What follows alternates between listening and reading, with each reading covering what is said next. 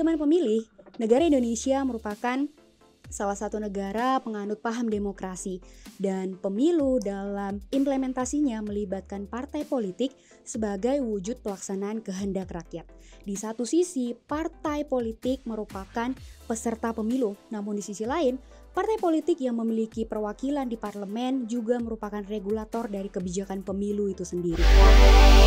Peran dan fungsi partai. Bukan lagi dua partai politik, itu pembatasan partai politik.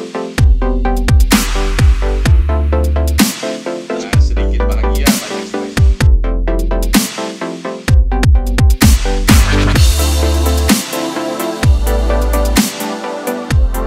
Halo teman pemilih, apa kabar? Semoga dimanapun teman pemilih berada selalu dalam keadaan sehat ya. Jumpa lagi bersama saya Elsa dalam podcast Beta Pilih, Bawomong enak tentang pemilu dan pemilihan KPU Provinsi Nusa Tenggara Timur. Hari ini kita akan membahas satu tema yaitu peran partai politik dalam pemilu. Dan bersama kita telah hadir salah seorang narasumber yang sangat luar biasa, yaitu Ketua KPU Provinsi Nusa Tenggara Timur. Mari kita sambut Bapak Thomas Dohu. Selamat bertemu kembali. Ini edisi yang kedua ya. Edisi yang Untuk saya. untuk Bapak. Atau edisi ke-6 podcast KPU Provinsi NTT. Iya. Beta Pilih. Beta Pilih.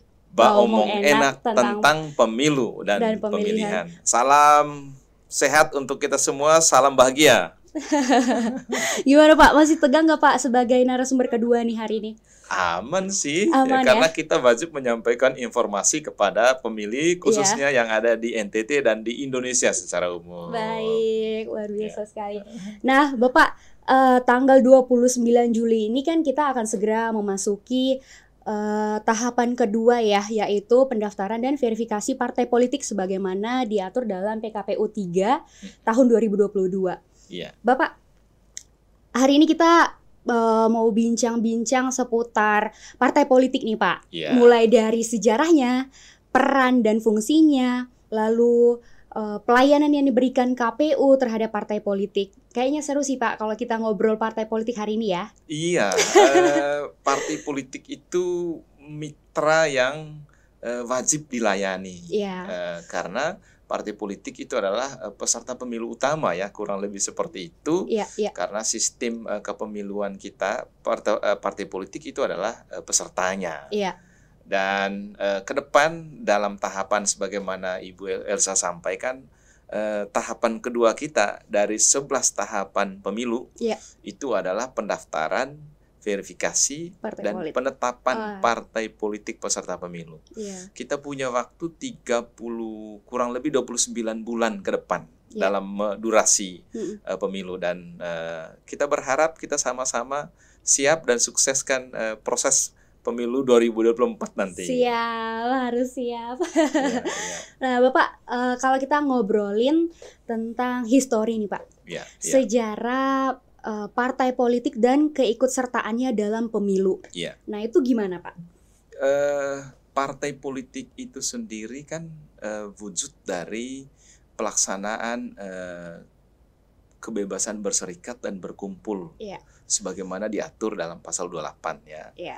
Dan menyadari hal itu melalui maklumat Wakil Presiden tanggal 3 November tahun 1945, Iya. maka diberikanlah kesempatan kepada masyarakat Indonesia untuk membentuk partai politik.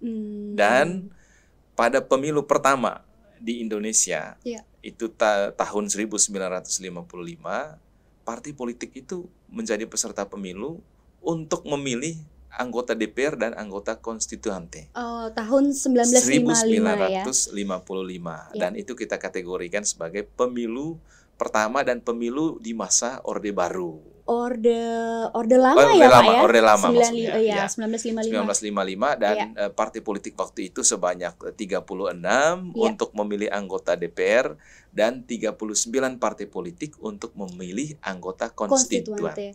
Oh, jadi itu pada Orde Lama ya Pak. Kalau Pada di Orde Orde Lama. Baru Pak? Kalau pada Orde Baru kita hitung mulai tahun 1971 Iya. sampai dengan 1997. 97. Tahun 1971 itu ada 9 partai politik 9. dan satu sekretariat bersama golongan karya. Dan memasuki pemilu kedua di Orde Baru itu, yaitu tahun 1977, partai politik berdifusi. Iya. Dari 9 tadi menjadi 2. Hanya 2. Hanya 2 partai politik, baik. ditambah golongan karya. Satu golongan karya. Jadi sebutannya golongan, tidak partai ya waktu itu, tetapi menjadi peserta pemilu. Sejak tahun 1977, 1982, 1987, 1992, dan terakhir 1997. Berarti ada 6 kali pemilu ya Pak? Iya, pada masa Orde Baru. Iya. 6 kali pemilu. Pertama tadi 9 parpol dan sekretariat bersama Golkar. Iya. Lalu 5 kalinya 2 parpol, P3 dan PDI dengan golongan karya. Golongan karya. Ya. Oh, itu untuk yang Orde Baru. Nah, ya. Untuk yang reformasi nih Pak. Orde Reformasi kita hitung mulai tahun 1999. 99. Jadi Orde Reformasi 1995 99 dan itu sudah berkala setiap 5 tahun. Oh, baik. 1999, 2004, 2009, 2014, 2019 terakhir kemarin. Dan dari pelaksanaan itu bukan lagi 2 partai politik dan golongan karya, tapi sudah banyak partai politik menjadi peserta pemilu. Oh, berapa tuh Pak waktu itu?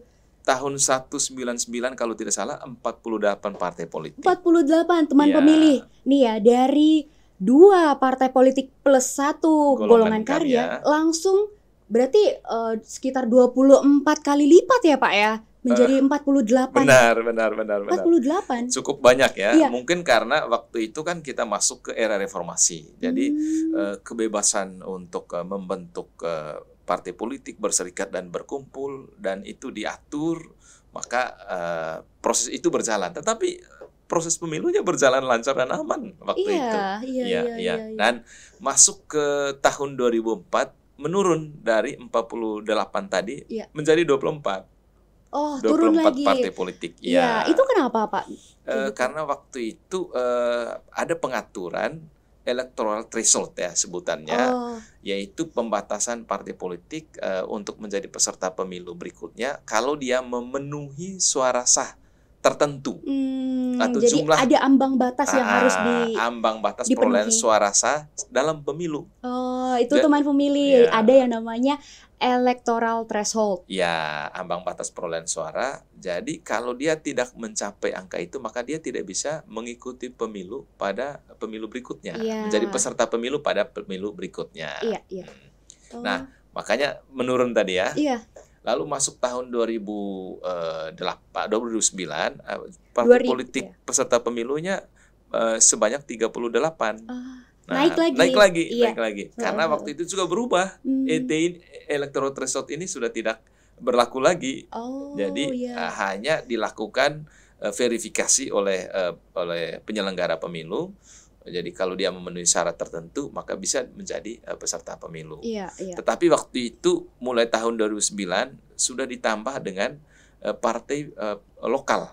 Partai politik lokal di Aceh. Di Aceh. Oh, kenapa tuh Pak? Ya, di Aceh dia punya sendiri lokal. Ya, kita juga memiliki undang-undang kekhususan ya untuk daerah-daerah tertentu. Dan salah satunya itu adalah memberi kebebasan untuk membentuk partai politik lokal khusus di Aceh.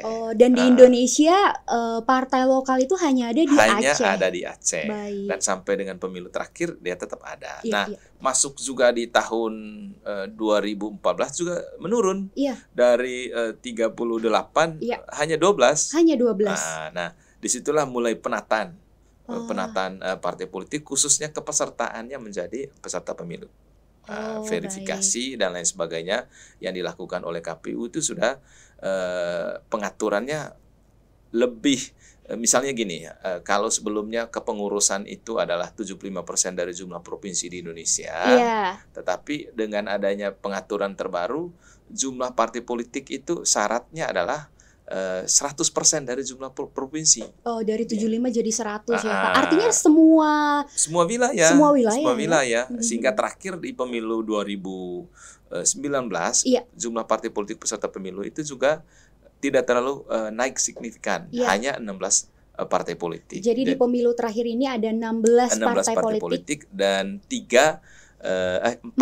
partai politik di partai Aceh. lokal. Yaitu partai lokal. Nah, dengan demikian bahwa partai politik itu juga pada akhirnya harus ditata ya, baik itu sebagai partai politiknya maupun sebagai partai politik peserta pemilu, begitu.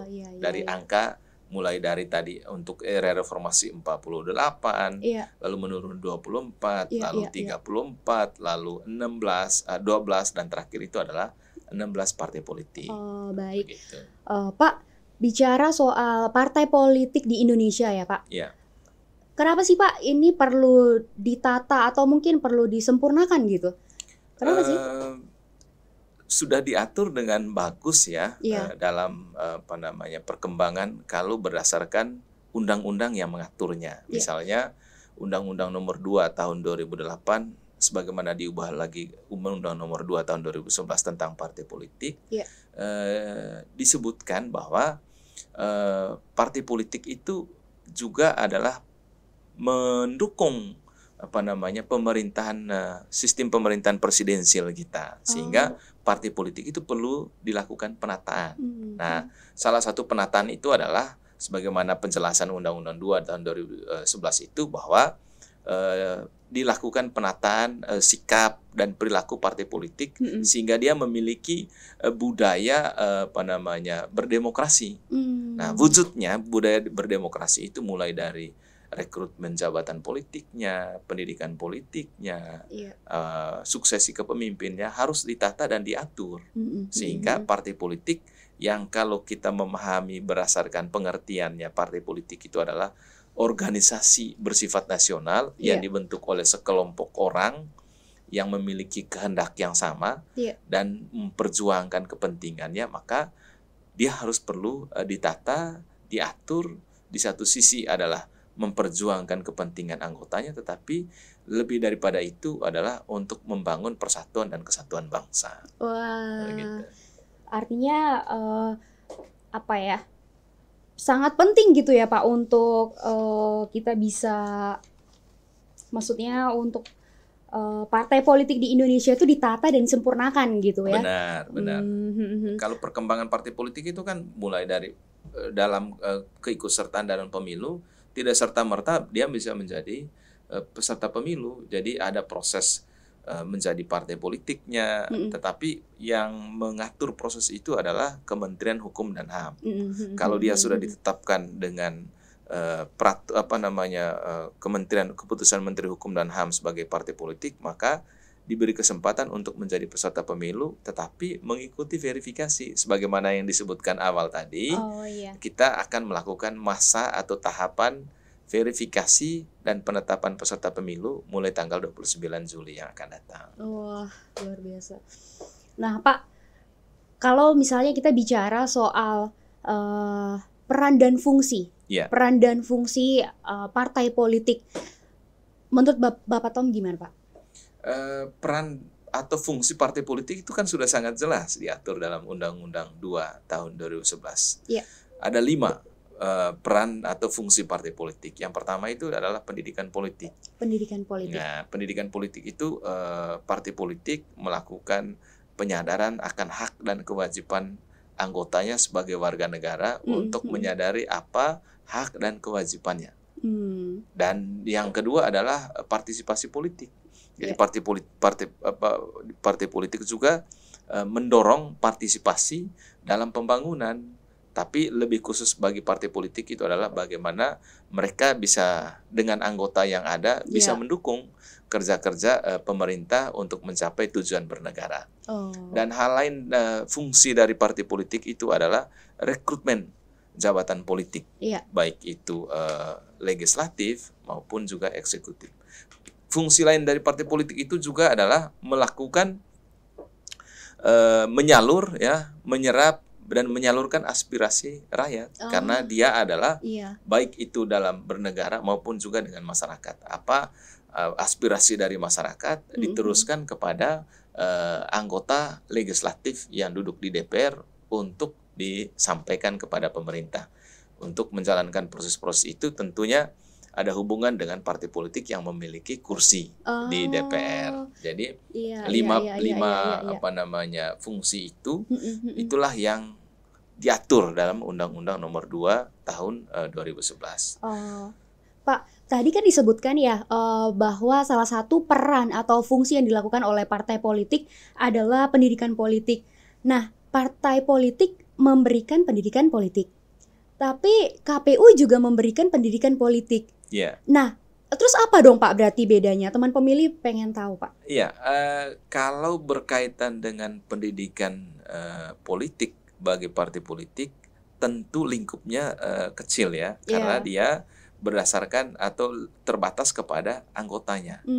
Penyadaran akan hak dan kewajiban sebagai anggota, lalu bagaimana dia memperjuangkan kepentingan partai politiknya, bagaimana aspirasi dari anggota partai politik itu untuk diteruskan dan diterima menjadi kebijakan dalam bingkai kenegaraan. Jadi dia lebih terbatas. Tetapi pendidikan politik yang dilakukan oleh KPU tidak serta-merta juga hanya oleh KPU. Badan-badan atau lembaga-lembaga lain pun bisa melakukan pendidikan politik. Turut ikut membantu. Yang sama juga maknanya, yaitu penyadaran akan hak dan kewajiban sebagai warga negara. Baik itu hak dan kewajiban dalam pembangunan, dalam kehidupan sosial, kehidupan ekonomi, dan lain sebagainya. Tetapi ini penting dibangun terus-menerus, karena kita memiliki batasan. Hak itu ada diatur dalam Undang-Undang Dasar tahun 1945, kewajiban kita juga sudah ada. Supaya dua peran itu, hak dan kewajiban itu dilakukan secara seimbang, begitu. Dan tentunya kelima peran ini diwujudkan secara konstitusional juga ya Pak ya? Benar. 5 peran itu antara lain tadi pendidikan politik, menciptakan iklim yang kondusif dalam bernegara, lalu rekrutmen jabatan politik, partisipasi politik, menyerap dan menghimpun aspirasi masyarakat, itu akan diwujudkan secara konstitusional. Tetapi dalam hubungannya partai politik, peran partai politik dalam pemilu ini yang sangat penting. Gimana dan itu sesuai dengan tema kita hari ini. Iya. Jadi ada bedanya peran atau fungsi partai politik dan peran partai politik di dalam pemilu. Benar. Nah, dalam pemilu itu harapan kita partai politik itu tidak hanya berperan dengan fungsi rekrutmen tadi, tetapi partai politik juga ikut serta menjaga iklim yang kondusif dalam pelaksanaan pemilu. Nah, sebagaimana kita ketahui bahwa pemilu itu di satu sisi itu adalah kontestasi, untuk merebut kekuasaan atau mempertahankan kekuasaan. Tetapi di sisi lain juga harus dilaksanakan dengan penuh jaminan rasa aman, rasa aman bagi semua, begitu. Kalau semua merasa nyaman, lalu tidak merendahkan satu sama lain, misalnya, atau tidak ikut serta menyebarluaskan berita bohong, kampanye hitam, memprovokasi, maka yang terjadi itu adalah bagaimana membangun ide, gagasan supaya partai politiknya menang dalam satu kontestasi itu sendiri. Nah, maka partai politik dalam pemilu diharapkan menjaga kondisi yang kondusif itu. Nah, tapi di sisi lain juga partai politik diharapkan berpartisipasi aktif dalam seluruh tahapan pemilu. Sebagaimana kita sebut tadi, tahapan pemilu itu ada 11. Apa tuh Pak? Teman pemilih pengen tahu pasti. Teman pemilih.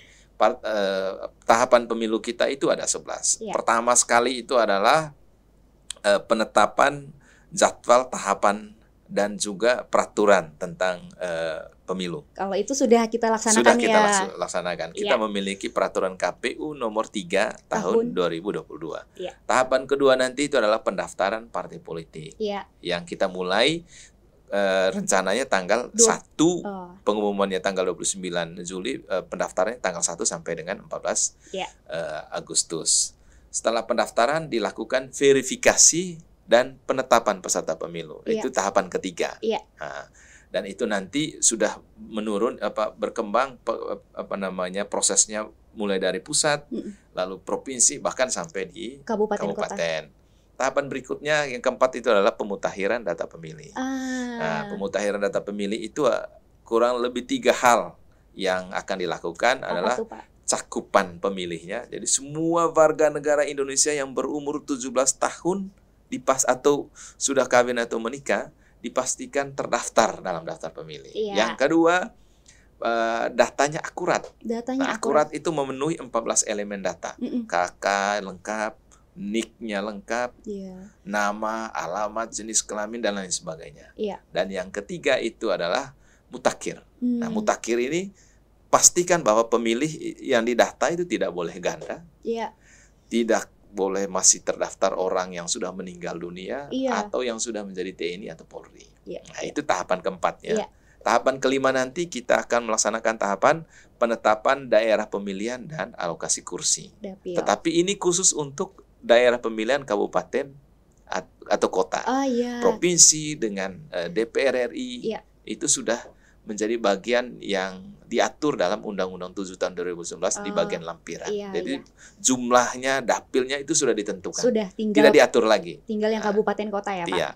Lalu tahapan kelima ya? Tahapan kelima. Tahapan ke-6 nanti kita masuk ke dalam tahapan pencalonan.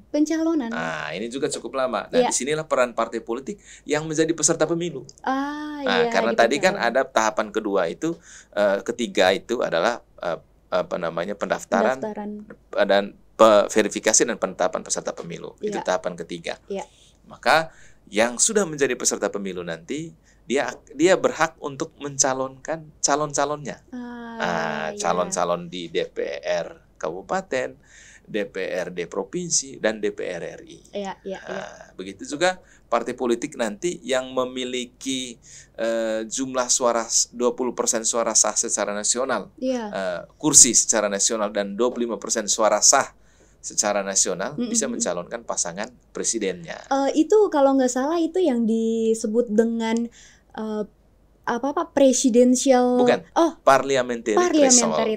Jadi PT itu atau parliamentary threshold itu diatur dalam Undang-Undang 7 tahun 2017 pasal 414 bahwa partai politik yang memenuhi atau memiliki suara sah 4% secara nasional diikutsertakan dalam perhitungan suara untuk DPR atau mendapat kursi DPR. Tetapi yang tidak mencapai angka 4% itu tidak boleh. Nah, makanya dari 16 parpol peserta pemilu tahun 2019 itu hanya 9 yang memiliki kursi di DPR, karena memenuhi parliamentary threshold tadi. Karena ada ambang batas yang harus dipenuhi itu. Benar. Tadi ya, Pak ya. Oke. Kita sudah ketiga tadi penetapan peserta pemilu, partai politik peserta pemilu, 4 pemutakhiran, kelima itu pencalonan. Nah, ke-6 nanti kita masuk ke tahapan kampanye. Dan kampanye sudah kita ketahui di pemilu kali ini dipersingkat hanya 75 hari. Itu yang ke-6 ya. Yang ke-6. Yang ke-7 itu masuk masa tenang. Ini tahapan yang paling singkat itu adalah masa tenang. Karena dia hanya 3 hari. Itu masa tenang. Lalu yang ke-7 nanti kita masuk ke pemungutan dan penghitungan suara. Pemungutannya itu adalah puncak dari perhelatan pemilu. Itu yang akan dilaksanakan hanya 1 hari. Pemilunya pemungutan suaranya hanya 1 hari. Tetapi perhitungan suaranya itu paling lama 12 jam setelah pemungutan suara. Jadi setelah dipungut langsung dihitung ya. Ketentuannya itu kan 1 hari itu paling lama pukul 12. Setelah pemungutan suara. Masuk tahapan berikutnya itu adalah perhitungan suara, rekapitulasi, lalu penetapan hasil pemilu, lalu pelantikan atau pengambilan sumpah yang sudah terpilih. Sampai akhirnya disumpah ya, Pak. Iya. Biasa. Baik, Pak. kan tadi kita udah ngobrol panjang gitu ya. Di awal juga kita sebutkan bahwa partai politik adalah peserta dalam pemilu. Yeah. Nah, apa nih Pak yang menjadi pelayanan yang diberikan KPU kepada partai politik itu sendiri? Ya, ini kembali ke kewajiban KPU sebagaimana diatur dalam undang-undang. Iya. Salah satu kewajiban KPU itu adalah melayani peserta pemilu secara adil dan setara. Dan partai politik itu adalah bagian dari peserta pemilu. Ya. Nah, dengan pengaturan itu dan dikaitkan dengan sifat kelembagaan KPU yang mandiri, maka kelembagaan KPU memang tugasnya itu adalah sebagai lembaga layanan. Karena dia menjadi lembaga layanan, maka dalam visi misi KPU RI mulai tahun 2020 sampai 2024 salah satunya itu adalah meningkatkan pelayanan kepada seluruh pemangku kepentingan. Dan konkretnya atau implementasi dari itu, maka KPU wajib memberikan pelayanan kepada tidak hanya partai politik, kepada masyarakat umumnya juga. Tetapi ada 3 bentuk pelayanan yang dilakukan oleh KPU. Apa tuh teman pemilih pasti pengen tahu Pak? Yang pertama itu pelayanan pada Pusat Informasi dan Data, dari PPID. Ya. Lalu yang kedua itu adalah help desk, meja layanan dari KPU, tetapi khusus untuk tahapan-tahapan konsultasi tentang tata cara teknis, prosedur dan mekanisme dan lain sebagainya. Dan yang ketiga itu adalah bisa kita memberikan materi apabila diminta oleh partai politik. Beda hanya bentuknya. Kalau pelayanan melalui PPDID bisa dilakukan secara langsung, bisa dilakukan surat menyurat, baik biasa maupun elektronik. Bahkan sekarang melalui chat WA, WhatsApp pun bisa. Itu bisa layanan kita untuk KP Provinsi NTT. Jadi teman pemilih kalau butuh data atau informasi layanan bisa datang langsung ke kantor KPU atau bisa by phone juga bisa. Melalui EPPID itu tadi EPPID, ya, Pak. Bisa juga dengan mengakses langsung ya. Lalu kalau yang meja layanan atau help desk tadi lebih khusus pada masa tahapan. Pada masa tahapan. Berarti kalau yang PPID tadi reguler. Baik tahapan maupun non tahapan. Karena yang mungkin yang diminta oleh partai politik itu adalah data dan informasi terkait kepemiluan. Kita bisa layani semua. Baik, benar. Lewat helpdesk itu benar, tadi ya. Benar. Nah, itu yang dilakukan oleh KPU. Lalu Pak, yang ketiga tadi kalau misalnya diminta untuk menjadi pembicara, itu gimana Pak? Itu bisa juga dilakukan oleh KPU, tetapi yang disampaikan oleh KPU itu tanpa biaya. Karena kewajiban dari gratis, karena kewajiban dari KPU salah satunya adalah melakukan sosialisasi tentang kepemiluan. Kepada sehingga KPU penyelenggara pemilu baik dari pusat, daerah pun wajib menyampaikan informasi dimaksud, tetapi gratis, tidak boleh menerima bayaran dari partai politik. Jadi teman pemilih ya, bisa dipastikan KPU dalam pelaksanaan tugas dan fungsinya transparan, mandiri kalau bahasa Pak Tom tadi ya. Mandiri, tetapi juga harus terbatas sebagaimana yang diatur dalam perundang-undangan kita. Itu yang dilakukan oleh KPU, 3 layanan tadi, supaya peranan partai politik sebagaimana yang sudah dijelaskan tadi, betul-betul dilayani dengan tata cara pelayanan yang terukur sebagaimana standar pelayanan yang dibuat oleh KPU itu sendiri. Dan implementasinya sebelum bertugas juga Bapak-bapak di KPU juga kalau ambil sumpah KPU gitu ya? Kita wajib mengambil sumpah, menandatangani fakta integritas, bahkan setiap tahun pun KPU itu wajib menandatangani fakta integritas atau perjanjian kinerja. Sehingga apa yang dilakukan dalam program tahapan waktu itu betul-betul harus tercapai. Dan semangatnya tetap sama gitu ya Pak, setiap tahun. Dan apalagi KPU Provinsi tahun ini menjadi pilot project pelaksanaan zona integritas, yaitu wilayah bebas korupsi dan wilayah bersih, birokrasi bersih melayani. WBK gitu. WBBM ya Pak. Benar. Luar biasa. Baik, Bapak. Jadi apa nih Pak kesimpulan dari yang sudah kita obrolkan dalam satu episode ini? Ya, pertama bahwa partai politik itu sangat berperanan dalam pemilu. Iya. Jadi di satu sisi dia itu adalah sebagai peserta pemilu dan dalam prosesnya dia melakukan rekrutmen jabatan-jabatan seperti calon menjadi anggota legislatif, baik itu DPRD kabupaten, DPRD provinsi, DPR RI, juga pasangan calon presiden dan wakil presiden. Lalu dalam pemilihan juga melalui partai politik dicalonkanlah calon-calon bupati, wali kota, dan juga gubernur. Tetapi di sisi lain partai politik diharapkan menjaga iklim yang kondusif terhadap pelaksanaan pemilu itu sendiri, supaya tujuan pemilu itu bisa tercapai, yaitu pemilu yang tertib, pemilu yang sistematis dan demokratis. Tapi di sisi lain juga partai politik diharapkan mendorong partisipasi masyarakat. Nah, salah satu partisipasi dimaksud itu adalah datang ke TPS pada tanggal 14 Februari tahun 2024. Teman pemilih, 14 Februari 2024.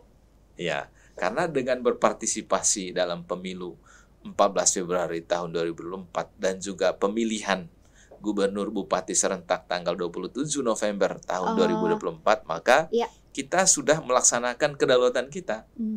Kekuasaan kita yang tertinggi kita laksanakan untuk kita sendiri yang memilih siapa anggota DPR yang kita inginkan, anggota legislatif yang kita inginkan, dan siapa pasangan calon presiden, gubernur, dan bupati yang kita inginkan. Kita bebas memilih di tanggal-tanggal tersebut. Tetapi hal itu mendorong bagi kita semua, diharapkan partai politik memberikan atau mendorong partisipasi dimaksud. Dan dari proses itu juga saya mencatat pendapat Ketua KPU RI pendapat Ketua KPU RI Bapak Hasyim Asyari, mengutip pendapat dari ahli pemilu Pipa Noris yang mengatakan bahwa hubungan KPU dengan partai politik itu pada hakikatnya adalah bagaimana mengatur mengelola kedekatan dengan partai politik atau dengan peserta pemilu. Jadi bukan menjaga jarak. Tapi menjaga kedekatan. Menjaga kedekatan dengan partai politik. Lalu kalau kedekatan itu diatur, dijaga dan lain sebagainya, maka KPU bisa menyampaikan seluruh informasinya. Sebagaimana kita sebut tadi, bentuk-bentuk layanan kita, sehingga seluruh informasi tentang kepemiluan itu bisa sampai.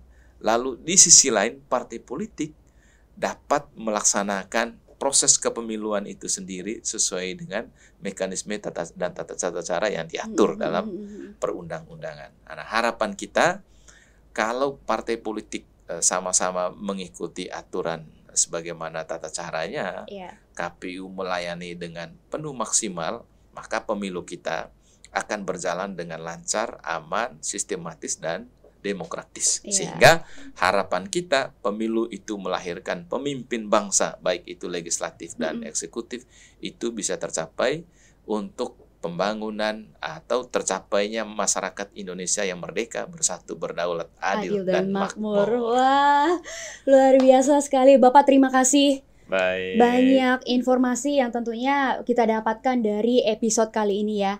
Nah, teman pemilih, kalau ada request dari teman pemilih untuk topik yang akan kita bawakan dalam episode selanjutnya, jangan sungkan untuk teman pemilih tulis di kolom komentar kanal YouTube KPU Provinsi NTT. Teman pemilih juga jangan lupa untuk like, comment, share, dan subscribe kanal YouTube kita. Nah Pak, katanya KPU punya jargon sendiri ya Pak. Apa tuh Pak? Oh pasti ada. Jadi dengan jargon itu memberi atau menyemangati dirinya sendiri sehingga dia selalu produktif dan berkreatif, sehingga pemilu kita bisa sukses. Oke, siap. Ayo Pak, kita serukan kepada teman pemilih. KPU melayani, integritas 24 jam, pemilu 2024 siap. Sampai jumpa di episode selanjutnya.